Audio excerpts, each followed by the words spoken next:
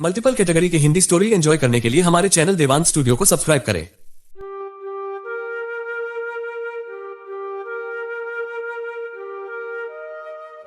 Master जी ने तुझे office क्यों बुलाया था? उनको कुछ बात करनी थी मुझसे। ऐसी भी क्या बात है जो मुझे भी नहीं बता रही है? तू भी ना। अरे मैंने 10th बेस पर सरकारी नौकरी का फॉर्म भरा था, उसी के बारे में पूछ रहे थे। सरकारी नौकरी? क्यों, क्या हुआ? नहीं, कुछ नहीं। ओहो, अचानक तुझे हो क्या जाता है? सरकारी नौकरी का नाम सुनते ही खुली आंख से ही सपने देखने लगती है। वैसे 12वीं के रिजल्ट के बाद तू जॉब करने चली जाएगी और मैं कॉलेज। मिलती रहना, कलेक्टर बन के मुझे भूल मत जाना। ऐसा भी हो सकता है क्या? बिल्कुल नहीं।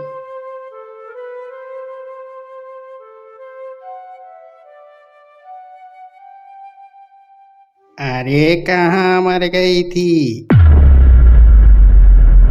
कितनी देर लगा दी? माँ, वो मैं बबली के साथ थी, बात करते करते देर हो गई। पता है उसकी सरकारी नौकरी लग गई है। ठीक है ठीक है, जल्दी से अपना हुलिया सुधार ले और तैयार हो जा। लड़के वाले आज ही देखने आ रहे हैं। लड़के वाले देखने आ रहे हैं? लेकिन क्यों? तो सुनेगी तो खुशी से झूम उठेगी। तेरी शादी होने वाली है और लड़के वाले दहेज भी नहीं ले रहे।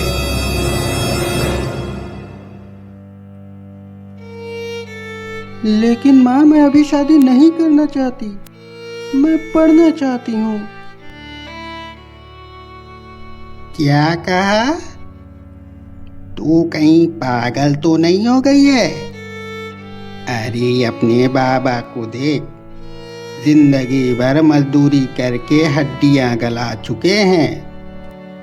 कितनी दिवाली निकल गई, लेकिन एक कपड़ा तक नसीब नहीं हुआ।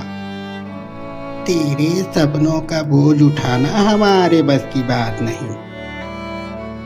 माँ, लेकिन मेरी बात तो सुनो। अरे तुझे पढ़ाने लिखाने में हमारी पूरी जिंदगी बीत गई, लेकिन कभी दो वक्त की रोजी रोटी भी नसीब नहीं होती। बेटा होता तो ये दिन ना देखना पड़ता।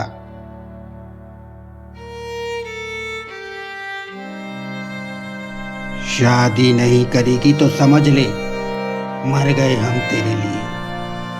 माँ, समझाओ ना बाबा को, ये सब क्या कहे जा रहे हैं। मैं पढ़ लिख कर खूब मेहनत करूंगी और एक दिन बड़ी अधिकारी बनूंगी। माँ चुप क्यों हो, कुछ तो बोलो। बेटा ही सब कुछ होता है क्या? बेटियां कुछ भी नहीं। तुम भी तो किसी की बेटी हो। लेकिन मैं अपने माँ बाप पे कभी बोझ नहीं बनी। तो क्या अब तक मैं आप लोगों के लिए बोझ थी? फालतू की बातें बंद कर, लड़के वाले आते ही होंगे, जा जाके तैयार हो जा। अच्छा होता पैदा होते ही मुझे मार के अपना बोझ कम कर लिया होता।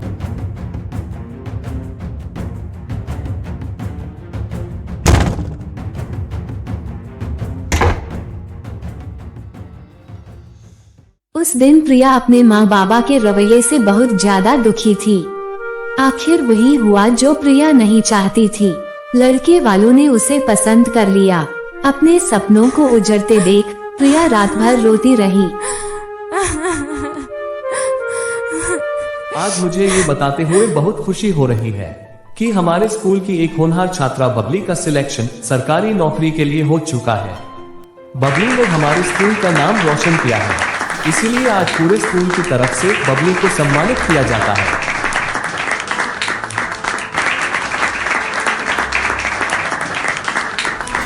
मुझे तो यकीन ही नहीं हो रहा कि इतने सारे लोग मेरे लिए तालियां बजा रहे थे। प्रिया, तूने देखा ना? हाँ बिल्कुल, तूने काम ही क्यों ऐसा किया है? मुझे पूरा भरोसा है एक दिन तू भी अपने माँ बाबा का नाम रोशन करेगी और मैं खुद तेरे लिए तालियां बजाऊंगी। क्या हुआ? तू रो क्यों रही है? बता मुझे।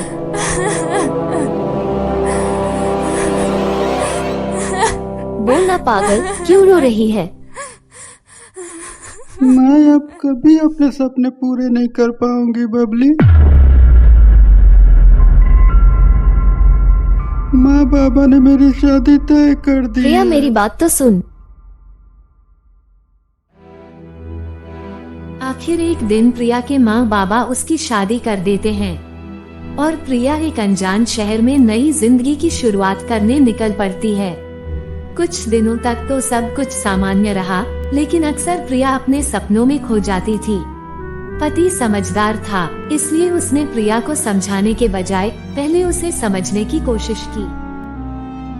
दादी ने कुछ कहा क्या? आखिर बात क्या है?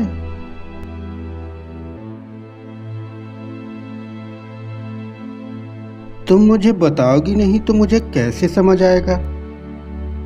अगर घर की याद आ रही है तो कुछ दिनों के लिए चली जाओ। कल मैं तुम्हें छोड़ के आ जाऊंगा। नहीं, ये भी नहीं, वो भी नहीं। आखिर कुछ बताने का कष्ट करेंगे मैम साहब। जी मैं कॉलेज जाना चाहती हूँ, आगे की पढ़ाई करने। बस इतनी सी बात? इसीलिए तुम इतने दिनों से खोई खोई रहती थी। मैं बाबूजी से बात करता हूँ, तुम चिंता मत करो। क्या कहा? कॉलेज? मती मारी गई है क्या तेरी? घर का काम करेगी या दिन भर कॉलेज में अय्याशी करेगी? बाबूजी ये कैसी बातें कर रहे हैं? मुझे सिखाने की कोशिश मत कर। आजकल के छोरे छोरियों को अच्छे से जानता हूँ। क्लास में कम और पिक्चर हॉल में ज्यादा दिखते हैं। बाबूजी प्रिया ऐसी नहीं है। बस अब कोई बहस नहीं। चुपचाप घर का काम करने बोली से। एक बार जो मैंने कह दिया सो कह दिया।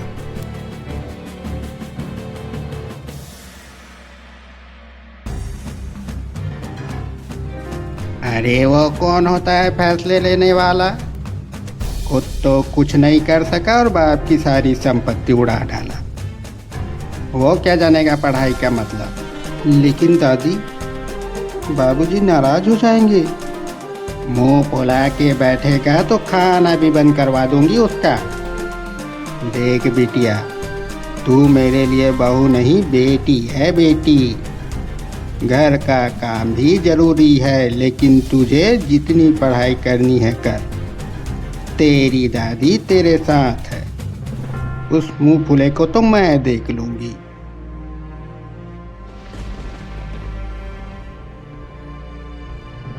दादी की बात सुनते ही प्रिया खुशी से झूम उठी। शहर के नामी कॉलेज में एडमिशन लेकर उसने आगे की पढ़ाई शुरू की। प्रिया को अब अपनी मंजिल करीब आते दिख रही थी। मेहनती और महत्वाकांक्षी प्रिया घर की जिम्मेदारियों के साथ साथ अपने सपनों को पूरा करने जी जान से जुट गई। 3 साल की उसकी मेहनत ने आखिर रंग ला ही दिया। पूरी यूनिवर्सिटी में प्रिया फर्स्ट रैंक के साथ ग्रेजुएशन की डिग्री लेने में सफल हुई और कलेक्टर बनने के सपने के साथ यूपीएससी का एग्जाम दिया। लेकिन कहते हैं कि बड़ी सफलता परिश्रम के साथ संघर्ष और त्याग भी मांगती है। यूपीएससी का परिणाम देख प्रिया के होश उड़ गए। इसीलिए मैं मना करता था, लेकिन नहीं, मेरी बातों का तो कोई मतलब ही नहीं। 3 साल इतना पढ़ने के बाद जब नौकरी नहीं मिली तो 1 साल दिल्ली में पढ़ के कौन सा कलेक्टर बन जाएगी ये? कोई बताएगा मुझे?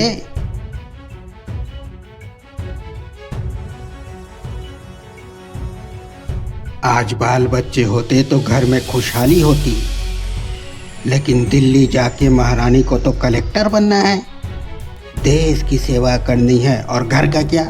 अरे चुप करना लायक। जब मुंह खोलता है अनाप शनाप बकवास करता है।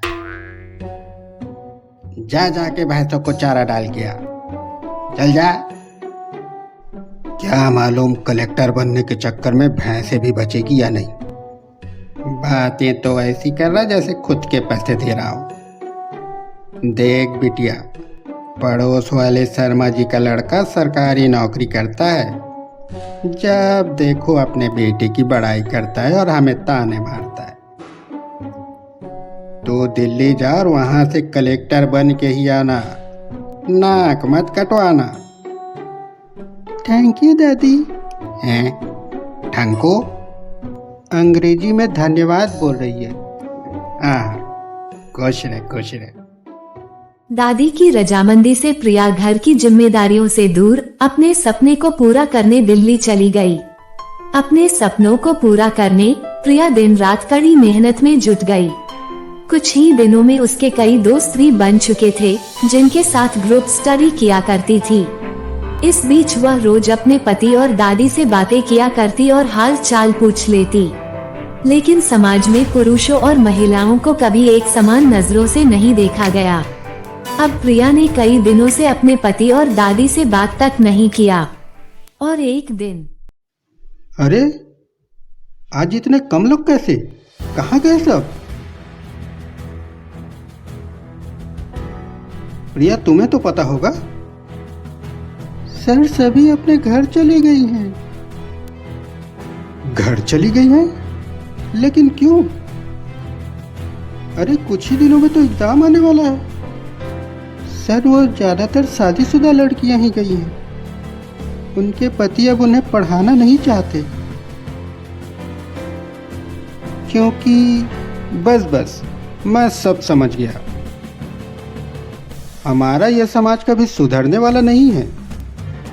लेकिन तुम क्यों नहीं गई? सर डर तो मुझे भी है, इसीलिए मैंने बात करना ही बंद कर दिया घर वालों से। ये जज्बा ही तुम्हें तुम्हारी मंजिल दिलाएगा प्रिया।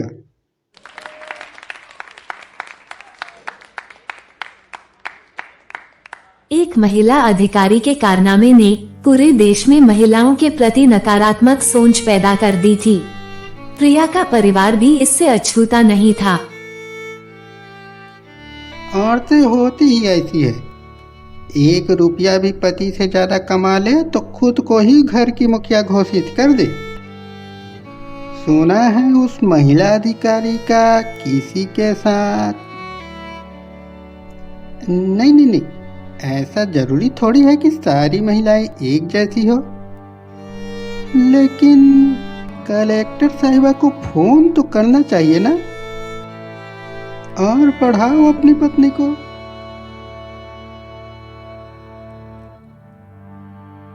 लोगों के ताने सुन सुन के प्रिया के पति ने भी ठान लिया कि अब वो उससे बात भी नहीं करेगा और ना कोई पैसे देगा। लेकिन जिनके सपने बड़े हो वो संघर्ष और त्याग की कीमत भी जानते हैं। एग्जाम का समय आया और प्रिया ने अभावों में ही सही यूपीएससी के प्री और मेंस दोनों एग्जाम में पूरी ताकत झोंक दी। लेकिन जब वो वापस घर आई, आखिर मैंने किया क्या है? मुझसे बात क्यों नहीं कर रहे आप? बोलिए ना, जवाब दीजिए। आखिर तुमने अपना रंग दिखा ही दिया। तुम्हारे लिए मैं पूरे परिवार और समाज से लड़ गया, लेकिन तुम्हें जो करना है करो, जिसके साथ जाना है जाओ। मैं तुम्हें नहीं रोकूंगा।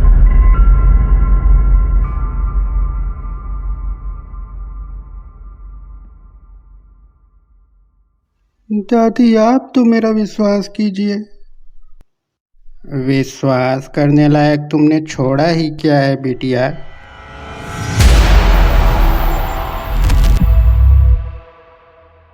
वायरल हुई एक खबर ने देश और समाज में इतना जहर घोल दिया था कि प्रिया के लिए अपनों के बीच आत्मसम्मान बचाना भी मुश्किल हो गया। परिवार वाले उसकी बात का भरोसा ही नहीं कर पा रहे थे कि प्रिया ने एग्जाम के चलते घर वालों से बात नहीं की। लेकिन कहते हैं कि त्याग और समर्पण कभी खाली नहीं जाता। कुछ दिनों बाद परिणाम घोषित हुए और प्रिया को इंटरव्यू के लिए बुलावा आ गया। प्रिया जी, आपने आईएएस को ही क्यों चुना? सर, मैं बहुत गरीब परिवार से संबंध रखती हूँ। मेरे लिए गरीब होना उतना तकलीफदेह नहीं था जितना गरीबी में बड़े सपने देखना। मैंने आईएएस इसलिए चुना ताकि मैं उन सभी बच्चों के लिए समुचित शिक्षा की व्यवस्था कर सकूं जो पढ़ लिख कर अपने हौसलों की ऊंची उड़ान भरना चाहते हैं, ताकि किसी के सपने गरीबी की बोझ तले ना दब जाए।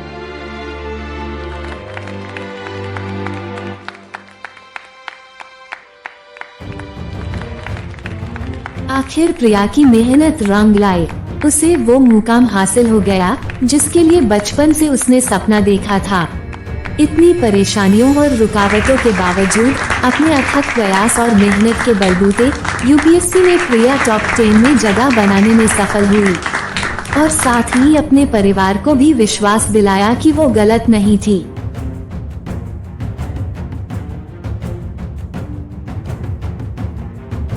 देख लिया शर्मा, मेरी बिटिया कलेक्टर बन गई, कलेक्टर। थोड़ा और पढ़ाई की होती तो पटवारी बन जाती।